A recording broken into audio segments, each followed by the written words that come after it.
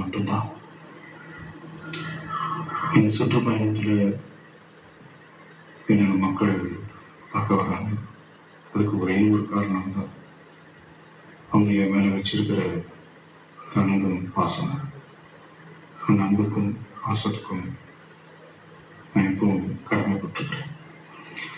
அதனால அந்த சுற்றுப்பயணத்தில் மற்ற எல்லா விஷயங்களையும் தாண்டி மக்களுடைய சேஃப்டி, அதில் எந்த காம்ப்ரமைஸும் பண்ணிடக்கூடாதுன்றதுக்காக தான் அது என் மனசில் ரொம்ப ஆழமாக இருக்கும்.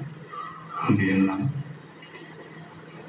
அதனால இந்த அரசியல் காரணங்கள் எல்லாத்தையும் தவிர்த்துட்டு ஒதுக்கி வச்சுட்டு மக்களோட சேஃப்டி மட்டும் மைண்டில் வச்சுக்கிட்டு அதுக்கான இடங்களை சூஸ் பண்ணிக்கிறது, அதுக்கான இடங்களை பார்த்து பர்மிஷன் கேட்கறது, போலீஸ் டிபார்ட்மெண்ட்டில் அதை ரிக்வெஸ்ட் பண்ணி கேட்போம்.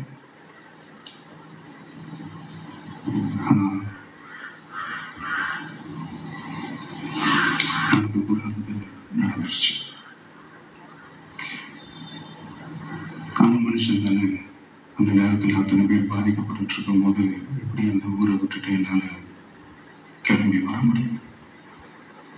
நான் திரும்ப போகணும்னு இருந்துச்சுன்னா அதை ஒரு காரணம் காட்டி அந்த வேறு சில பதட்டமான சுச்சுவேஷன்ஸ், வேறு சில சம்பாவிதங்கள் அந்த மாதிரி எதுவும் நடந்துடக்கூடாதுன்றதுக்காக தான் நான் அவாய்ட் பண்ணுவேன். இந்த நேரத்தில் சொந்தங்களை இழந்து தவிக்கிற அத்தனை குடும்பங்களுக்கும் என்னுடைய ஆழ்ந்த இரங்கலை தெரிவிச்சுக்கிறேன். எனக்கு தெரியும், என்ன சொன்னாலும் இது ஈடே ஆகாதுன்னு எனக்கு தெரியும். ஹாஸ்பிட்டலில் ட்ரீட் பண்ணிட்டு இருக்கிற எல்லாருமே சீக்கிரமாக க்யூர் ஆகி வரணுன்றதை இந்த நேரத்தில் நான் வேண்டிக்கிறேன். கூடிய சீக்கிரம் எல்லாரையும் நான் சந்திக்கிறேன். இந்த நேரத்தில் எங்களுடைய வழிகளை, எங்களுடைய நிலைமையை புரிஞ்சுக்கிட்டு எங்களுக்காக பேசின அரசியல் கட்சிகளை சார்ந்த நண்பர்கள், தலைவர்கள் அனைவருக்கும் என்னுடைய நன்றியை தெரிவிச்சுக்கிறேன். கிட்டத்தட்ட ஒரு 5 மாவட்டத்துக்கு பிரச்சாரத்துக்கு போனோம். இந்த மாதிரி எதுவுமே நடக்கல. ஆனால் கரூரில் மட்டும் ஏன் இப்படி நடக்குது, எப்படி நடக்குது?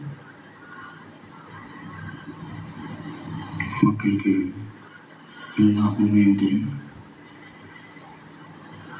மக்கள் எல்லாத்தையும் பார்த்துக்கிட்டு இருக்கிறாங்க.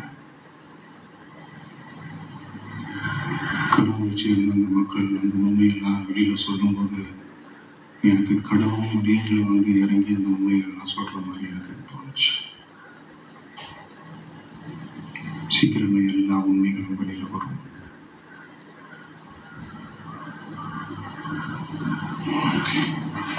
எங்களுக்கு தரப்பட்ட இடத்துல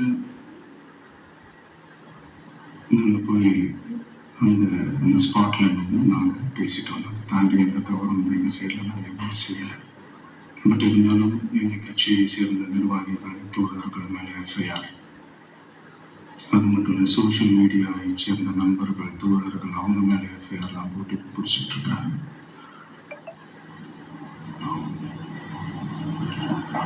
சார், நீங்கள் வந்து இந்த பழி வாங்கணும் அப்படின்ற எண்ணம் இதாக இருந்துச்சுன்னா என்ன வேணாலும் பண்ணுங்க. அவங்க மேலே கேட்காதீங்க. அவங்க வீட்டில் இருப்பேன், இல்லைன்னா ஆஃபீஸில் இருப்பேன். என்ன வேணாலும் செய்யுங்க. நண்பர்களே, தோழர்களே, தங்களுடைய அரசியல் பயணம் இன்னும் ஸ்ட்ராங்கராக, இன்னும் தைரியத்தோட கண்டினியூ ஆகும். தேங்க்யூ.